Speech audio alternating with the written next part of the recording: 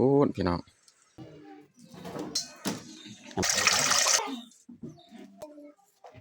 ซอยสินหมู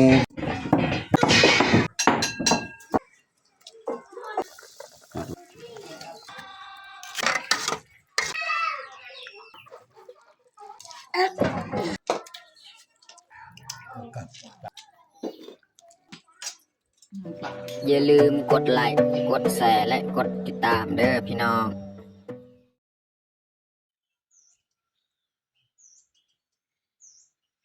ครับสบายดีแล้วก็สวัสดีเบิร์ดสุขูสุคนยินดีต้อนรับเข้าสู่ซองบาวยึง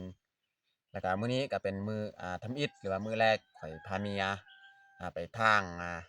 ป่าเฮ็ดไร่ก็คือบอนที่เฮากับเมียไปเบิ่งมื้อนั้นแหละเฮาสิลองไปทางมื้อนี้เป็นมื้อทำอิฐแต่ว่าเฮาทางมื้อทำอิฐนี่แม่นเฮาจะบ่ได้ทางดนเนาะเฮาทางพอสำเร็จตามฮีตของเฮาเนาะทางประมาณจัก10หรือว่า11 โมงเขาก็เมื่อเข้าน้ำเขาก็บ่ได้ถือเนาะแต่ว่ามื้อต่อไปนี่แม่นเขาจะทางดนหรือว่าเขาถือข้าวน้ำมากินเลยอยู่ให้หั่นเนาะโอเคมีแต่ทุกคนติดตามเบิ่งติดตามชมเนาะสำหรับมื้อนี้เขาสิไปทางไฮว่าสิเป็นแนวใดเนาะมีแต่ทุกคนตามเบิ่งตามชมแบบยาวเลยนี่บนนี้แหละสถานที่เขาเคยนั่งพักแต่ละครอบครัวที่เข้าไปทางให้ฝากเบิ่งหันนี่บนนี้อันนึงเส้นทางทางนี้บนนึงเนาะเขาจะมาพักผ่อนอยู่บนนี้แหละสถานที่บนพักผ่อนเวลามาแต่ให้จากหน่อยหรือว่าตอนแรงยังเขาจะมาพักผ่อนที่นี่หลังจากพักผ่อนนี่แล้วกระสียางลงนี่เมื่อกับบ้านเพราะว่าบ้านของเราแมนฝากเบิ่งหันเนาะอันนี้ก็สีสวยๆเลยเรากับเมียไปนี่แดดจะส่องใส่แล้ว9 โมงยังเอาเราก็สีพากันไปเลยทางพูนยางประมาณจาก200 กิโลประมาณกิโล200 เมตรยางกับฮอดและบอนเฮาไปเบิ่งมื้อนั้นเนาะนี่บนนี้แมนไฮของสบานเขาเจ้าทางแล้วนี่ของเขานี่ทางแล้วฮะเสียงดังอยู่ลุมมันก็จะตัดไม้เขาลงทางไปลุมอีกนะอันนี้น่าจะประมาณ2-3 มื้อที่แล้วเขาทางตัวนี้เขาลงทางไปลุมพูดอีก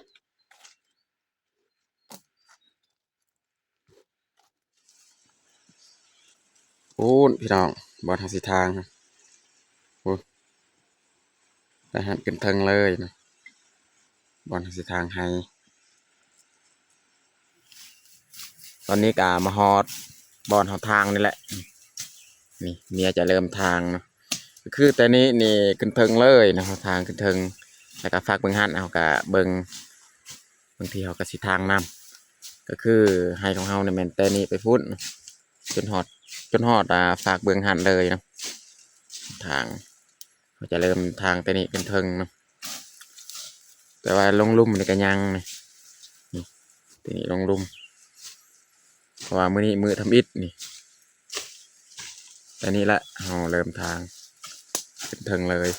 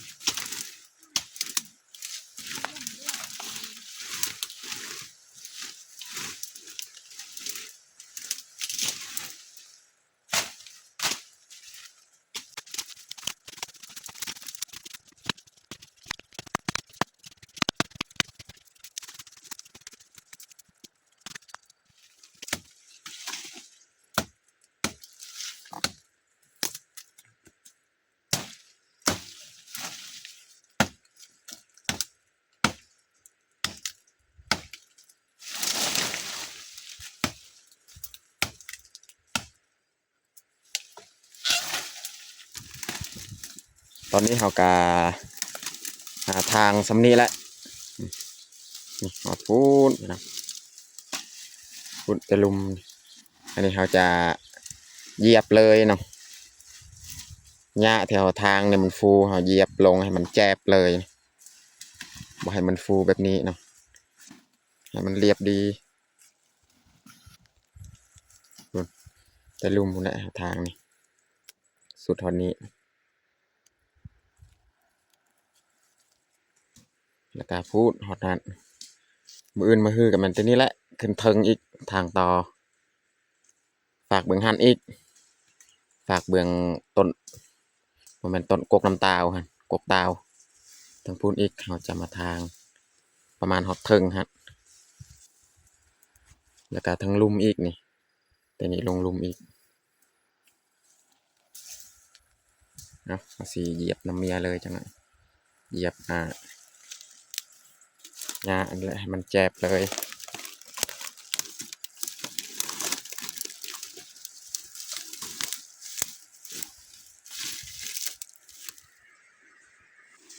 ตอนนี้เขากะสีเกียมกลับบ้านเลยเนาะพูดพี่น้องเอาทางแต่นี้แล้วทางแต่เขาปะกระพาเนี่ยตอนนี้ก็เวลา11 โมงเขากะสีพักผ่อนเลิกกลับบ้านมื้ออื่นมาฮือจึงสืบต่อไหม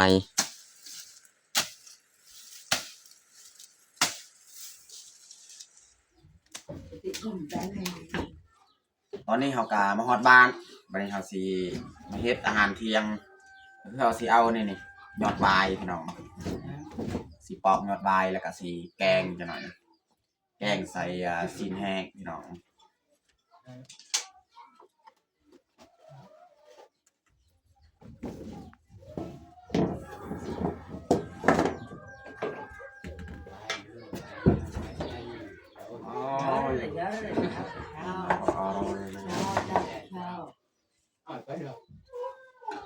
เราจะมาจิใครเอง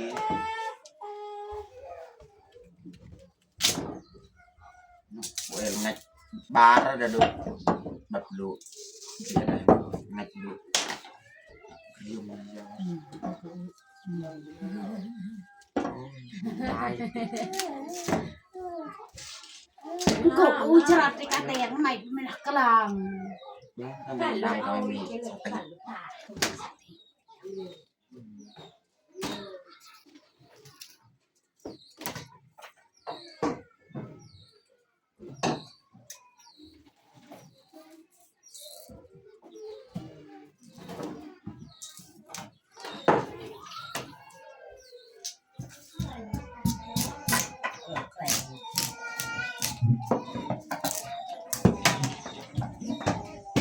hẻm chồng mày đánh chồng tại đó mày này chồng bảo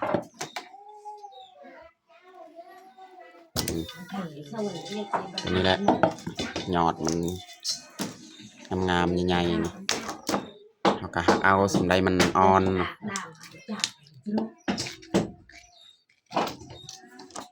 đau rồi phòng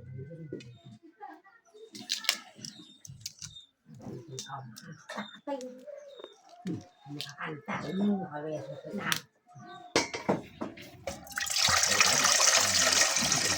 cái đằng ở nhiều thay พอแล้ว về cái đằng này cái đằng này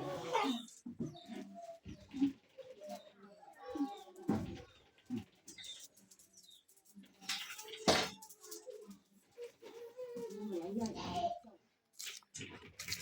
เขาจะซอยเลยเนาะยอดไว้ของเราซอยเราต้องเอาน้ำนี่มาตรงไว้แช่ไว้เลยเนาะถ้าว่าเราบ่แช่แบบนี้นี่พี่น้องเบิ่งนี่มันจะสีแดงๆเหลืองๆนี่เราต้องซอยแบบนี้แล้วก็แช่น้ำเลยมันจึงคลาว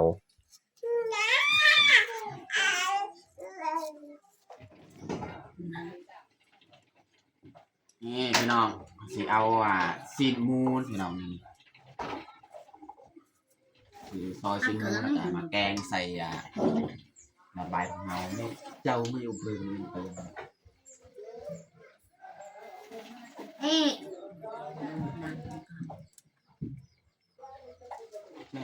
เกิดอย่างยุ่งครับ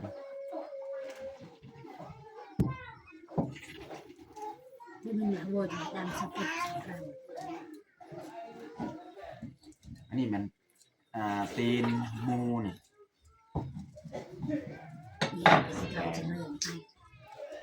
มักยังขายเยอะ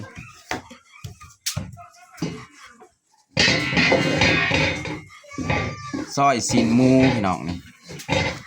มีทั้งตีนเนี่ยนะเราตากแห้งแล้ว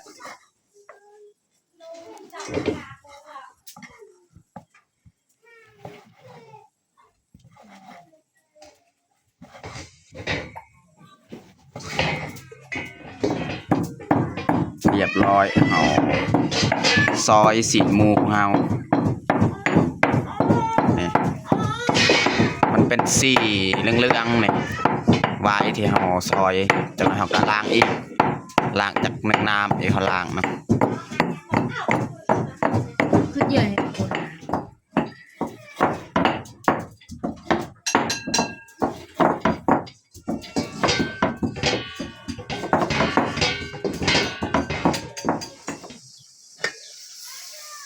น้ำที่เขาต้มกะฟดเรียบร้อยมันนี้เขาจะปรุงเลยเครื่องปรุงของเราใส่พริกใส่กระเทียมมะแขนใส่ข่าใส่ใบมะกรูดใส่เกลือใส่ผงนัวใส่น้ำปลา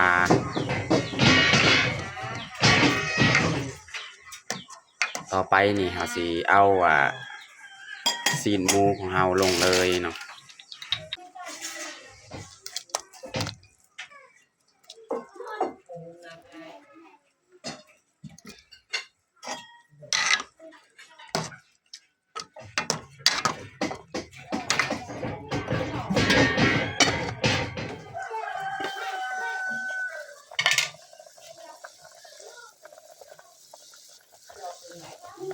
เราต้องไปต้มให้สีเปื่อยๆแน่แล้วจึงใส่ยอดวายจังไม่ได้ห่อสีใส่เลยยอดวายของเรา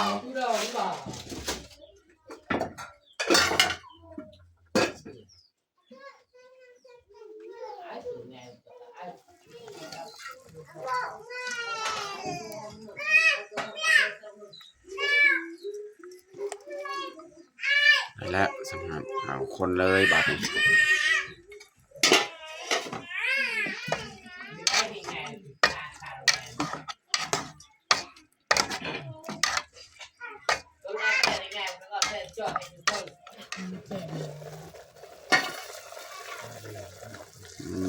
เนาะ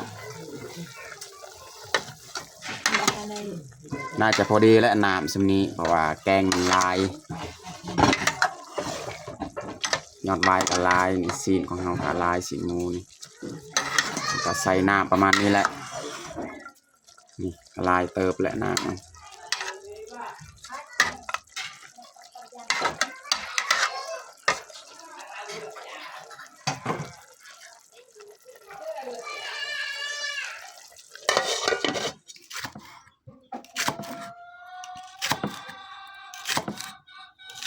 ซอยหอมบัว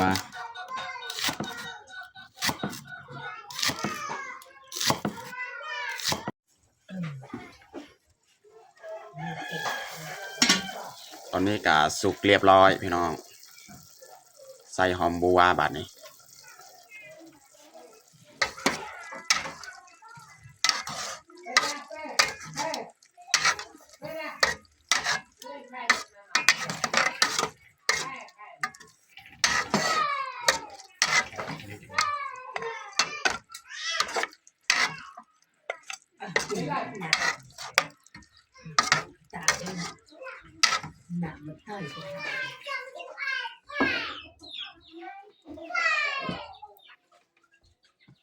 จะปรุงตักใส่ถ้วยเลย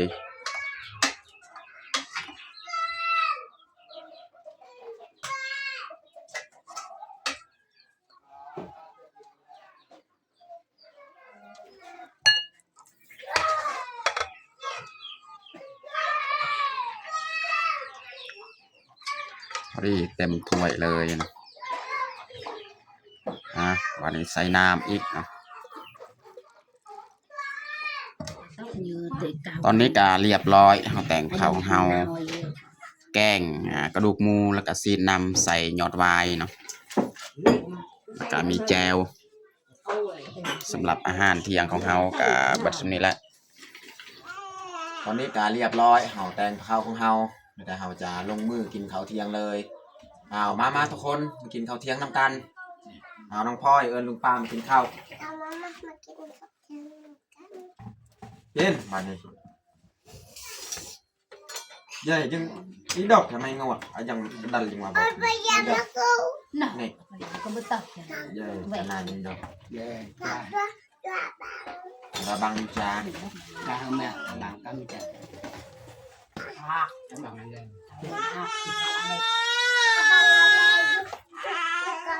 จ้าให้ได้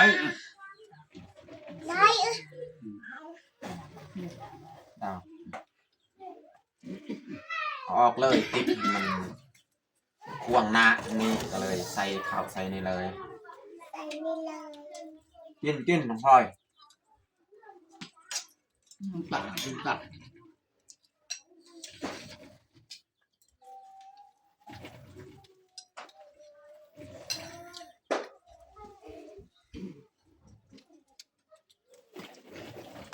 มังโกไปปะ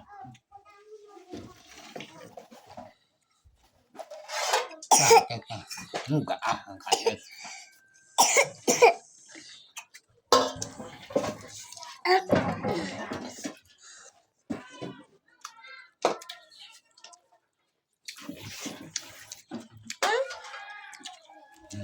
ตัว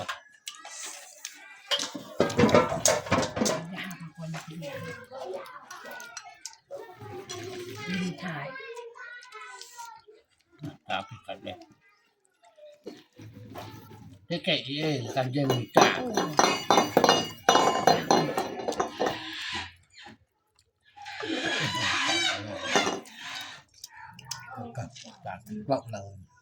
คำใหญ่ๆเลยพอยเห็ดcái đậu đó nó làm mày cái ta mày canh bây giờ dạ phải chơi nó bật chả